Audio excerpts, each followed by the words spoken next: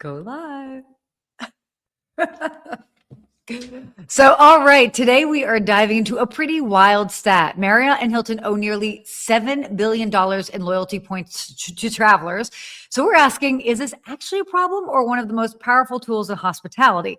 We'll also get into the race to grow mid-scale brands, Delta raising bag fees, tisk tisk, Wyndham's expansion into Mexico, and we're trying a new game, by the way, that might expose how confusing hotel brands really have become. So let's get into it. You ready, Steve?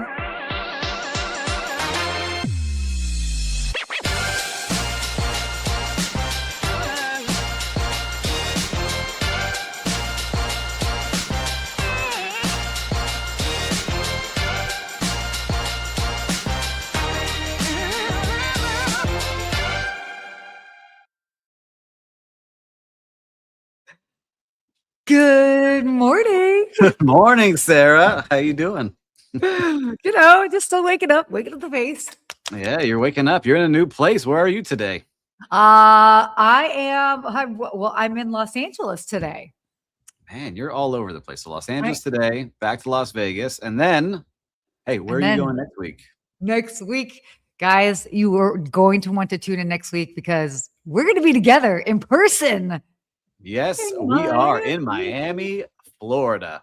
Oh my for gosh, C-Trade, which I've never been to, which I'm excited to go. So a giant conference, the conference for cruises and learning about everything that's going on. And I'm really excited. I see a lot of cool stuff going there. But Sarah, I know you're a veteran of doing it and you convinced me to go. What am I going to be seeing when I go?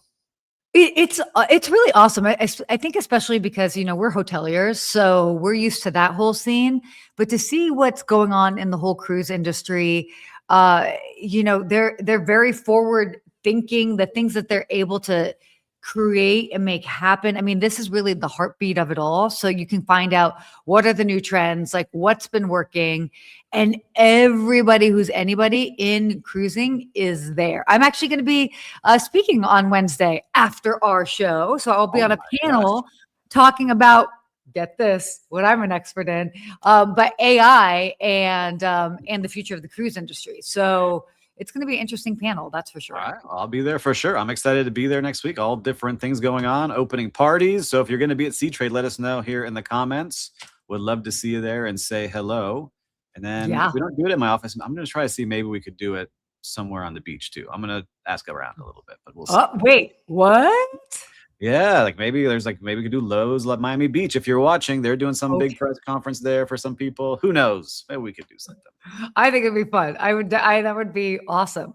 Wait, I'm taking a look here at our show notes. We're going to do a little sponsor shout out. Oh my gosh. Can I just say something and you can tell it who the sponsor is? Yeah. Guys, we've been doing this for how long now, Sarah? How many years? 4?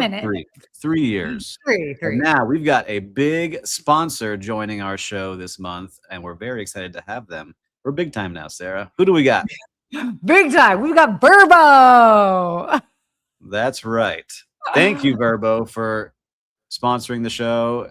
Listeners and viewers, take the time. If you're not ever used Vrbo, go check out their website, vrbo.com.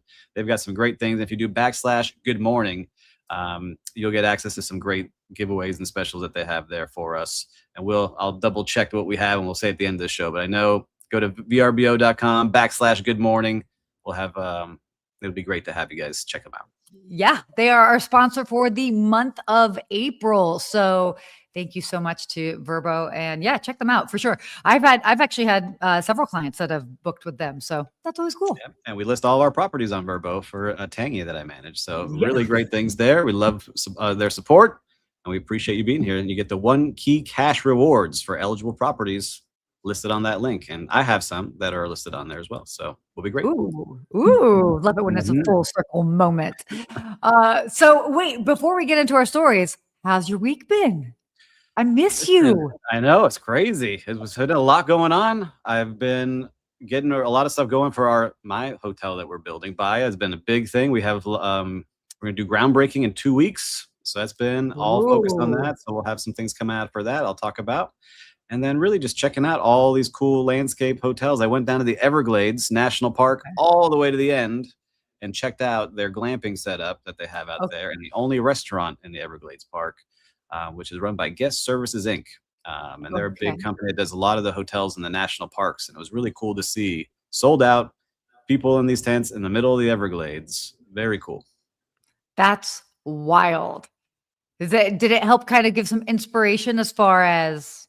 Yeah, I'm not a roughing it kind of guy. I need air condition and bathroom and luxury linens, not You're just one the of tent. those? Yeah, I need. Where's the spa? Where's my restaurant that's going to be at? That's what I'm one of need. those too. I'm one That's of what those. I'm building. That's what I'm building. So that will be cool. What about you? Where have you been? Well, I was in. Oh my gosh, this is going to be hilarious. I was in Las Vegas, and I had a friend join me who insisted on going to the show Magic Mike. And so, yeah, like, no, she did. But it was very interesting because they like tried to weave in. For anybody that doesn't know what Magic Mike is, there was a movie that had Channing Tatum in it, and then they made it a show on the Strip. And my guess is they probably are constantly trying to like evolve the storyline. And it's like they had a female host and they had all of this. They did have some actually like professional dancers that were like Cirque du Soleil. Oh, there was like a Cirque du Soleil moment in the middle of it that I was like, all right, is this what people came for? I'm like, it's all good. But it just was fascinating because it's like, it made me think about, and by the way, this would go to any of the shows on the Strip. People are probably just like they're constantly kind of like reinventing these shows. They can't keep it stale. They can't keep it the same way. A lot of competition. And totally. And so I thought that was kind of interesting that I was like, oh, interesting angle. But was looking around, everybody seemed to enjoy themselves. I couldn't wait to get out of there, but you know. I like Paul's comment. I like it. He goes, I think Sarah's friend was Sarah. No, Paul. Oh, Paul. Oh my God. It's all right, Sarah. It's all good. Well, I'm glad you enjoyed the Magic Mike show. I'm sure it was fantastic. I survived it. Let's put it like that. You enjoyed it very much. And so listen, again, shout out to VRBO, Vrbo. Love you sponsoring our show. I think we get into the news. What do you think? Yeah, I like this one. This is an interesting topic I kind of covered on the Skift Daily Briefing. But the $7 billion loyalty IOU problem and sort of, well, arguably power move. So this is interesting. Marriott and Hilton owe nearly $7 billion in unredeemed loyalty points. So just across the industry, the number exceeds $11 billion, which is kind of wild, but it also makes sense. And so it's interesting because of how hotels kind of treat this. So it's not like traditional debt, but it's sort of like that promise, that like future demand. Yeah. So I thought it was an interesting breakdown. It's very cool. And the article breaks it down. I had to reread it a couple of times to understand all the different things and how it works. But for us to understand, basically, if you have those co-branded credit cards that you like to get points on, every time you swipe a Marriott American Express card, American Express pays Marriott points based on those points that you just spent. And they collect that and they hold on to it. And then as guests, it's up to us to use our Bonvoy app to then check in and use our points. But a lot of those points don't get used. And so this has become a giant, really future revenue that these hotels are holding on to. So Marriott said, look, man, we had a $436 million gap that people didn't use their points last year. So it then just becomes free money for people using these things. And so the hotel then can then say, hey, big bank, I'm going to JP Morgan. I've got, $7 billion sitting here on my balance sheet, and I want to take a loan against it. And so all of a sudden this becomes very, very valuable. And then I was running some ideas, through ChatGPT. It's like, how can this go bad? It's really if the economy tanks and people still want to travel, but they're not swiping those credit cards, is when things get it could be trouble for these hotels. But then they could just raise the amount of points. So if a room costs, 20,000 points today, they can say, oh, it's 50,000 points now to get the same room. So they have ways to protect themselves. So it's really interesting to see how hotels are selling future reservations without having to risk anything. This is interesting. Cody just chimed in. Cody Brown, hotels need to go back to $80 a night instead of $250 a night. Well, I guess that would depend on the market. There are some markets that they would be a dream if they were $250 a night. It would be a dream if you could find a hotel in Los Angeles for $250 a night, even parts of Miami, right? Yeah, I mean, you can find some. I may not stay in those. It's a little rough. But Yeah. that's where some of those, Vrbo come in good for that because you can find some good deals in some apartments and different things there. Yeah. Um, but what was cool to see is like I'm testing this out now too on a much smaller level. We're selling future reservations for our project, and it's amazing to see how many people are reserving ahead of time to get a discount on their Mm-hmm. rooms. Mm-hmm. But we're treating that like, hey, we collect this money, but now once they check in, we have to use that money to pay housekeepers and engineers and front desk and all the people that will be there. So it's an interesting balancing act, but it's really a way to make money without risking too much. And then it's like a gym membership, right? Like they bank on people not going to the gym Oh, and making totally. sure that they collect that monthly revenue. Exactly. It's interesting. I mean, and it's so funny because I always have so many people ask me about like, oh, should I use my points for this? I was like, you should just use your points because they're constantly decreasing in value. And it's like never sit on points. In fact, I'm going to be staying in Miami on points. And I was like, oh, I'm using so many. And then I'm like, but like that's what it's for. Yeah.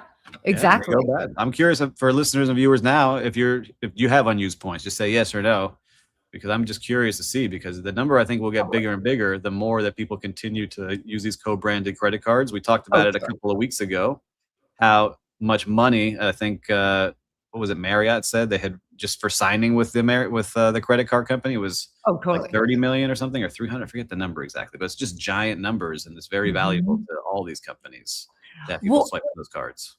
And I think this is interestingly timed because obviously we're talking about this in the hotel industry, but it certainly applies to others.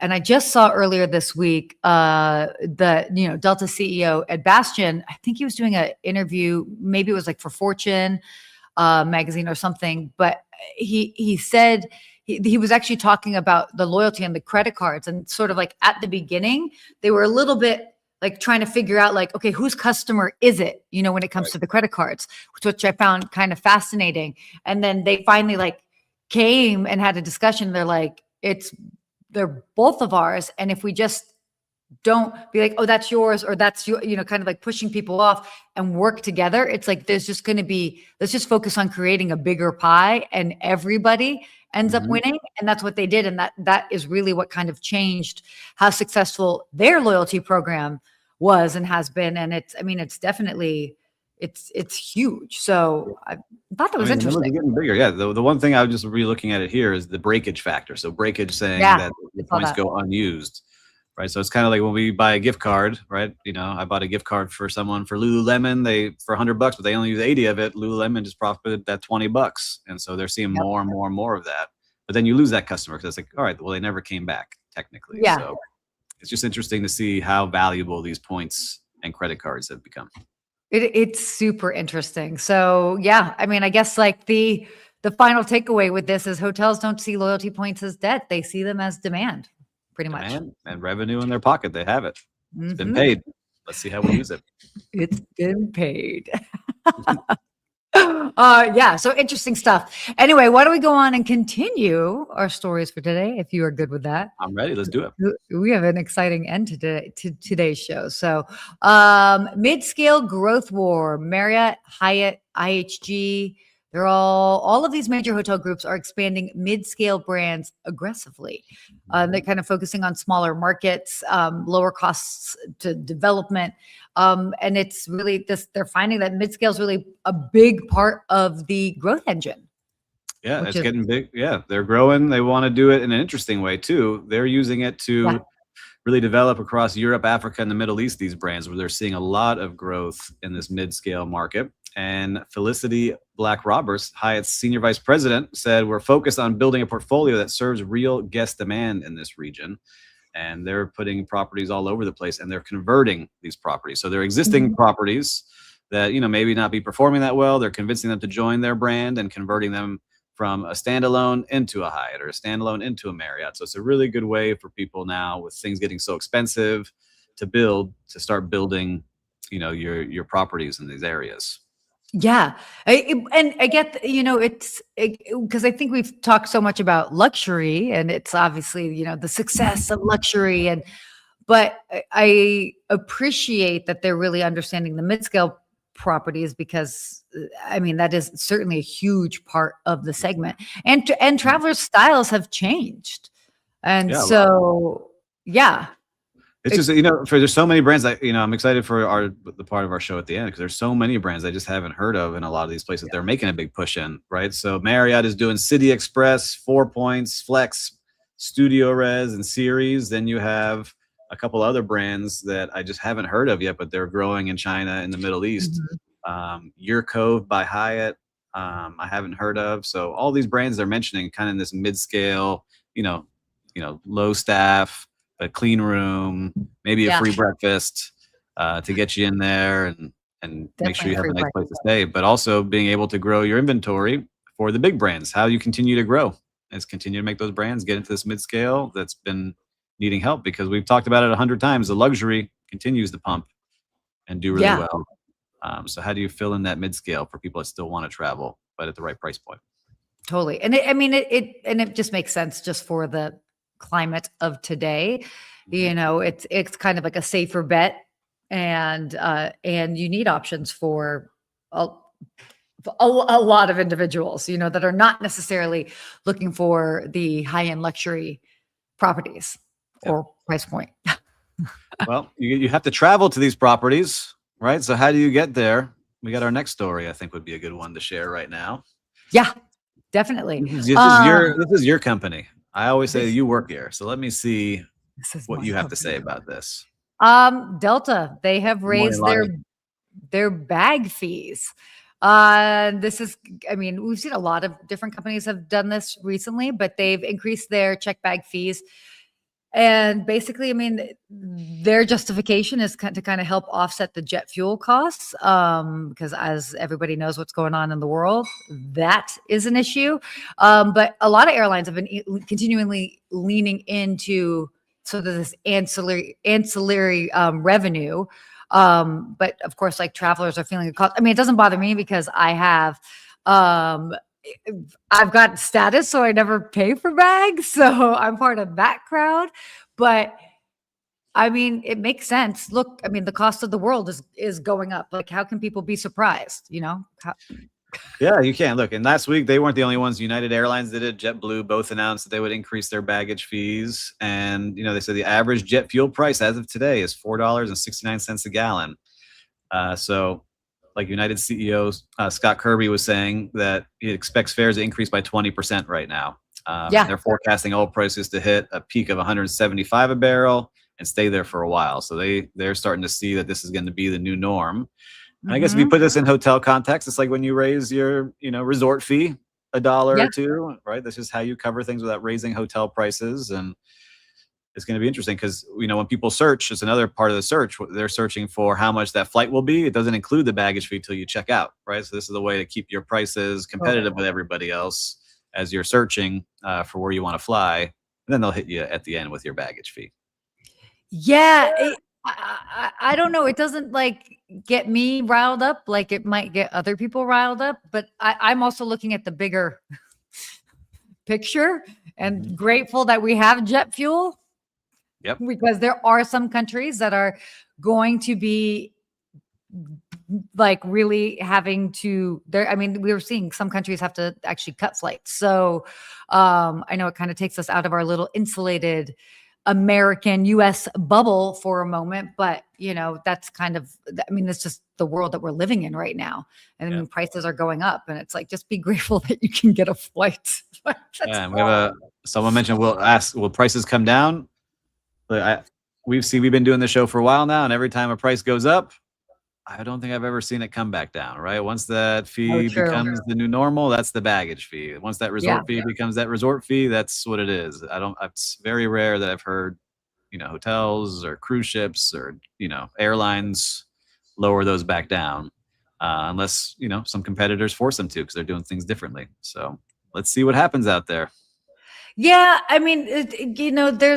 There's just hard to say, as far as will prices come down? As you mentioned, I don't think the bag prices will come down. That's not, but just in general, I think just maybe we can just talk about when will things kind of even out considering the huge disruption that is happening right now. And I think it's for what was it I read a little bit ago? It's like for every day of, I will just call it disruption, it will take up to 2 weeks to kind of get back. And so, yeah, 2 years. it's a lot of days, a lot of weeks. Take us a while. It's going to take us a while to bounce back, but they say demand is still strong, and they're saying they haven't seen it slow down, especially in their luxury tier. The CEO of Delta is saying so. People continue to fly that haven't been scared off yet. Yeah. They still have to get places, do business, go to family events. Like I'm flying this weekend, a short flight to Savannah, but I booked before. Then I'll be flying over to Utah the week after. So I'll keep an eye on what's going on. I'll see live from the airports. You'll see live. Yeah, prices are. I mean, they're going up, and things are smoothing out at airports as well. So, maybe that might be business more like usual, but we'll see. Why don't we move on to our next topic here? Yep, people continue to travel. Yeah, people are continuing to travel. That's for sure. Wyndham is passing their 100th hotel in Mexico. They have surpassed 100 hotels in Mexico, and shocker here because it goes on what we were just talking about: growth driven by midscale and value segments. So Mexico still remaining a kind of a key expansion market. When was the last time you were in Mexico? It has been a long time since I've been in Mexico. I think I went to Cabo like in 2008, and that was the last time I was there. Maybe it was I think that's probably it. Maybe Cozumel on a cruise like 2010. Oh my gosh, you're hurting my soul. It's great though. Yeah. So I mean, I need to go.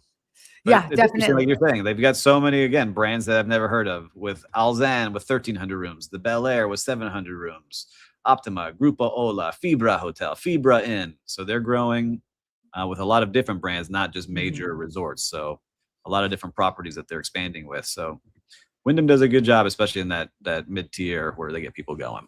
Yeah, definitely. And again, like it just sort of makes sense when Mexico is an easy vacation spot for a lot of Americans, a lot of Canadians that are going there. I think whenever I was in Cabo a couple of weeks ago, I had mentioned how I met Canadians when I was there. So yeah, I mean, they've got a growing market. They make it easy to get in and out. The airports are smooth. It's not an issue.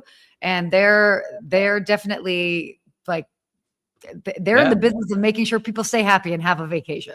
And you were there during some cartel wars too. So yeah. It was all fun. Yeah, exactly. I told you on the ground. That's me. Just on the ground and in the air reporting from Steve Turk. I'll be live.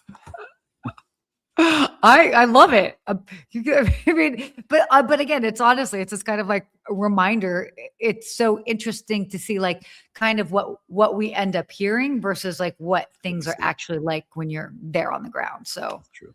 We expect the real deal from you. Okay, wait. Are we ready for this? I'm actually kind of nervous for this final segment. All right, is everybody? We should make a bet. Why don't we tell them what the segment is, Sarah? Okay. Everyone can participate. We are going to do a new segment for today. Drum roll. Woo! That was my. Oh, thank you. Oh, bongos. Wow, that was a whole thing. I felt my hips shaking. Call me Shakira. Anyway. She's all right, Shakira. Okay, thanks for playing along, Steve. Whose brand is it anyway? So we are going to do something a little new today called Whose Brand Is It Anyway, where we're going to show a hotel logo. It's a soft brand, okay, and then we'll have to figure out are we going to figure out who the parent company is? The parent brand is, yeah. So they'll show us the brand, and we have to guess if it's a Marriott, Hyatt, Hilton, Wyndham, IHG. We'll have to figure it out. And all of you can play along, too, that are watching here live. That's the benefit. You get to play along with us if you're watching live and not hearing on the record. So let's see. I guess we put it up, right? Yeah. But wait. Hold on. Before you put that up, are we going to try and see should we ask everybody who they think is going to win? Well, it's going to be me. So... Wow, we got somebody sassy this morning. No, I don't know. I don't think either of us are going to. Let's see. Call me Shakira. All right, so let's put this on the screen. We'll give the viewers and listeners, what do we say, 15 seconds? And then we'll answer. Yeah. All right, Will. Let's see. So this is the Vignette Collection. Vignette collection.